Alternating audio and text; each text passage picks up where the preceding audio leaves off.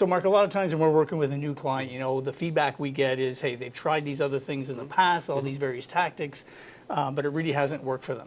And you and I come look at it from a lens of, strategy before tactics. So maybe we can talk a little bit about that today to our listeners and viewers about the importance of strategy. Yeah. So in a typical engagement, let's talk a little bit about what strategy looks like for someone. Yeah, strategy is research. And I think this is where a lot of agencies will drop the ball is they'll go in very tactical, right on the offset, and client has a legitimate need, they bring it to the marketing agency. The marketing agency has tons of experience here. They probably know what tactics may generate the best results, based on previous engagements that they've had with, other opportunities or other clients. The fact of the matter is every business is different. Every client need is different. Every client's client is a little bit different, to be quite honest. So if you're not going in with strategy, and initially strategy is research, and it's an abundance of research. It's understanding the business, understanding the clients, understanding past marketing tactics, understanding KPIs, where they want to be in a year, 3 years, 5 years, and really building out a holistic plan around that. So when you back up and you really look at it, certainly some of these tactical solutions will be implemented within a strategy, but there's always a bigger picture. So another thing we see, Mark, is, we come into especially a new client and they're doing all these different tactics and there's no overarching strategy. I equate it to, it's the equivalent of, strategy to me is the foundation. It is. You can't build a house without a strong foundation. So maybe we can speak to that a little bit about how we kind of pull all those tactics and make sure it's part of an overarching strategy. No, absolutely. And I think, there's absolutely nothing wrong with tactics, and there's absolutely nothing wrong with having multiple tactics, trying to bring in similar results. But the fact of the matter is these tactics need to be working together. Oftentimes what I've seen with past agencies is maybe they have an AdWords campaign running, they have an SEO campaign running, they have a paid meta campaign running, maybe they have an email marketing campaign running, but each one of these tactical solutions is speaking a different message, if that makes sense. Yes. Without one complementing the other. So, I think this is really when you back up, this is where strategy comes into play, is strategy is not just about recommending to a client, hey, we should do some AdWords so, you're visible on page 1 for keywords you may not be ranking for, or maybe be doing some email marketing to try to retarget some of these clients that may have come in and not converted. But the fact of the matter is most people don't have a linear solution as to how each one of these tactics can work symbiotically to produce an overarching result. And I think that essentially is the main issue. Yeah, and unless these things get pulled together, clients going to be wasting money, they're going to be wasting their time, and they won't know what's working.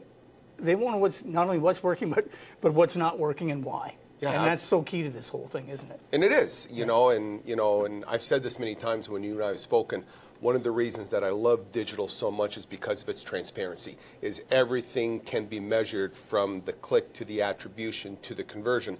And I think what's important here is when you have tactics that are working together with an overarching strategy, you can really start to see how one tactic fed into another tactic, that fed into another tactic, that produced a result, which is typically a conversion that made the end client some money. So this is really when we're talking tactics over strategy, this is the big picture solution that you want to be working with. And that's why it's so important to do the research early on. Mark, we talk a lot about, clients that are chasing vanity metrics. Yeah. Maybe you can, first of all, tell our listeners and our viewers what vanity metrics are, and then we can get into why we shouldn't be chasing those numbers. Yeah. Vanity metrics, I would say, is anything that boosts your ego. We see a lot of clients who are very proud of the amount of likes they got from a social post, or, how many, YouTube comments maybe that they got on a video that they shot. But unfortunately, as much as this content could be going out, it's not producing a result that is actually driving any revenue into the business. So vanity metrics to me can be the amount of clicks that came into a website or the amount of impressions that was shown from an ad. But essentially, again, we've talked about this a lot, when there is no strategy added to the tactical component, typically all you will see are vanity metrics. So what metrics should they be looking at? Yeah, we need to reverse engineer the KPI. The end goal has to be a conversion of some kind. And, I will never say that there is nothing wrong with a click or a like or a share. Absolutely, these are important for the brand. And if brand recognition is everything that you want to achieve, then certainly these metrics do hold some value. But 9 out of 10 times, when a business or a business owner is putting this much effort into a marketing campaign, they want a financial return out of that time and out of that investment. So really, the ultimate, metric that you want to be looking at is the conversion itself. Is it producing a phone call? Is it producing a form fill? Is it producing a download? Is it actually getting chatter about the brand? Here's a metric that nobody looks at. We look at the likes, we look at the shares on social media, but is anybody actually talking about the brand? And if they're not, maybe it is vanity. Yeah. Mark, what's the best way, or how can an owner approach, differentiating their brand from all of their competitors? Because a lot of times when we go and talk to somebody for the first time, they'll say, well, we have all these years of experience. That's what makes us better. We do quality works. That's what makes us better. But in reality, their competitors are all saying the same thing. So, you talk a bit about kind of bringing back the Mad Men days, just how important the brand is and how to make sure that your brand is different from your competitors. Yeah, it's... I think the brand and the brand voice is actually one of the most important marketing solutions right now that a business can be working on. 10, 15 years ago, 20 years ago, when I started in digital marketing, our focus was so much on the brand. Our focus is on really, how can we, I don't like using the word manipulate, but, how can we position a brand in a search engine so that it can be visible. And this is done through different types of tactics, technicality that we would do to a website, to make a brand visible. And that has changed. I really do feel that we are now going back to a Mad Men type of marketing in a digital era. Where the brand and the brand voice has never been more important. And when you take a step back and you really look at this, there's a lot of competition out there. If you're a business owner right now, I know that there is sea of competition within your industry. What I think is important to understand, though, is as noisy as it is, most brands don't really understand who their clients are, what their needs are, what they expect out of the business, what their fears, what their interests, the psychographics around their personalities. And I think as a brand, if you really want to step aside, understand who your client is so that you can build messaging around that for your brand that is going to speak to that person that you are trying to attract. I think essentially most businesses do a very poor job at doing that. And by just doing that small piece, just really understanding who your end user is, by doing that exercise, which there's a lot of brand agencies that can do that for you, it will set you apart pretty quickly from the sea of competition that is out there. It's interesting because we always get pushback. Yeah. Well, no, this is what makes us unique. And I'll tell them, listen, call up 5 of your competitors, call up their websites right now, and you see the same words. Yeah. Quality, service, experience, or whatever that looks like. So your messaging is really key here because everything is it's a kickoff point from then on, right, for all of the marketing going forward. It is, Yeah. Throw the UVP out the window, that unique value proposition. It probably is poorly executed, poorly thought out, and it's no offense to any business owner that's looking at this. But the fact of the matter is everybody is trying to attract the same client, so that value proposition is not overly unique. You do have to have a differentiator, something that is unique to you, that is unique to your business, that you can bring forward to the client. So again, it's really taking a step back and analyzing the brand, who you are, who you want to be, how you want to be perceived in your community, within your vertical.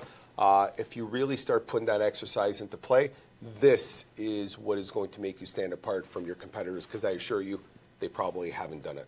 And like you said at the beginning, this all starts with making sure that the owner understands who their customers are, who their prospects are, because the branding, the messaging, everything around that, the visuals, the wording, everything has to speak to their ideal customer. It does. And, you and I have done this many times. We've sat down with business owners and asked about the client. And sure, my client is the 35-year-old homeowner, and it doesn't go any further than that, and it has to. Most businesses probably don't even understand what the lifetime value of that said client is. Another exercise that, still blows my mind to this day that we go into and we speak to homeowners, say, what is the lifetime value of client X if they buy this service or they buy this product? And 9 out of 10 times the answer is, I don't know. And that, again, is about the brand. This is about the brand positioning. It's about understanding who your clients are. And when you do that, all of a sudden, you start creating a message around your brand and something that you can put forward within your community, within your business community. Well, you mentioned lifetime value, and to me, that's such a critical component of everything that we're talking about today, which is really strategy. It is. And then, you got to know who your audience is. You got to know how much they're going to spend over the course of their lifetime with you, because that will then determine how much you're willing to spend in order to acquire that new account. Yeah. And these are the types of metrics that WSI Ottawa, this is kind of things that we get into with people. We take kind of a business person first approach. You and I are both serial entrepreneurs and have been a long time. We're not just marketing guys. Yeah. So we understand the importance of those metrics. And really it is, again, it's the foundation for all of their marketing strategy. When we're talking to clients and to prospects, we see such a wide range of value propositions from other marketing agencies, right? We've got the person working in their parents' basement that is doing SEO for, a couple $100 a month. And then we've seen the high-end agencies. Sure. So what do you think people, viewers and listeners, how should they be evaluating when a marketing agency comes back with a pricing model? No, absolutely. And, when we're talking about the basement Bobs or, the big agencies, I think a lot of business owners who have had marketing companies where they're solopreneurs do their marketing, whether it's an agency, whether it's a small company, they've hit roadblocks, they've hit hurdles. Sometimes it works, sometimes it doesn't.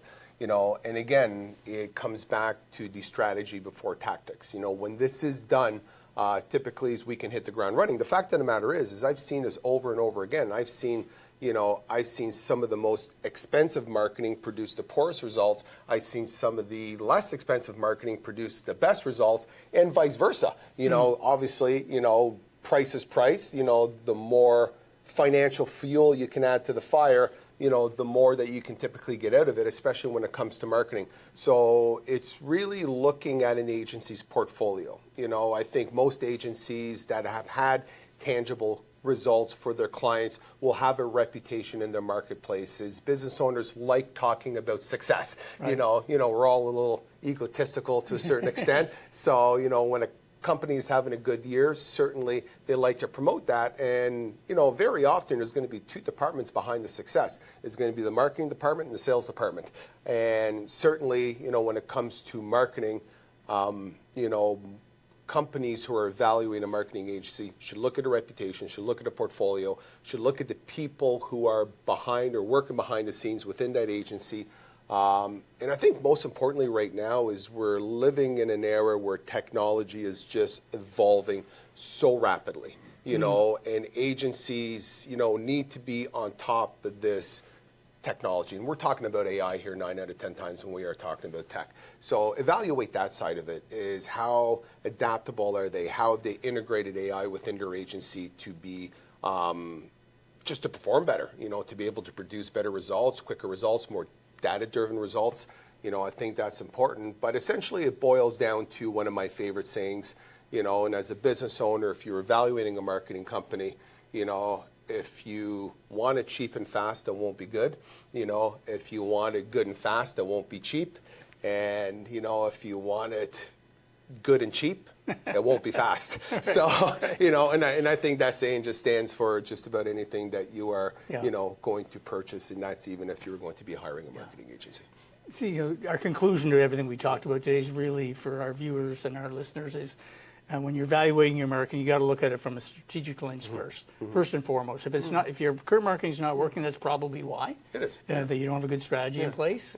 Yeah. And if you're going to hire somebody to help you with this, or bring either in-house or externally, you got to make sure that those people understand that. Correct? Yeah. And a good rule of thumb for business owners who may be evaluating certain marketing agencies and the potential for success within the tactics that they are going to implement.